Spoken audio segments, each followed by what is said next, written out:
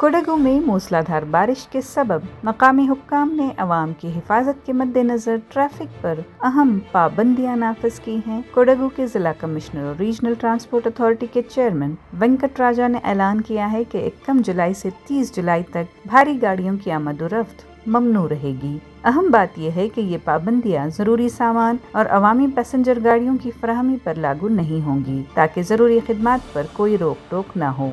ये फैसला land sliding के इम्कान के तहत हिफाजती इक़दाम है। खास तौर पर कौमी शाहरा 275 पर हेवी गाड़ियों से लैंड स्लाइडिंग हो सकती है। लगातार बारिश की वजह से नदियां और नहरें बह रही हैं। कल कावेरी भागमंडल रेंज में काफी बारिश हो रही है, जिसकी वजह से सैलाब की सूरत हाल है और दरियाए कावेरी की भी पानी की सतह बढ़ गई है। रिहायशियों और मुसाफिरों से अपील की जाती है कि वो एहतियात बरतें और ट्रैफिक के लिए नए ज़वाबित पर अमल करें ताकि हादसात से बचा जा सके और सबकी हिफाजत को भी यकीनी बनाया जा सके।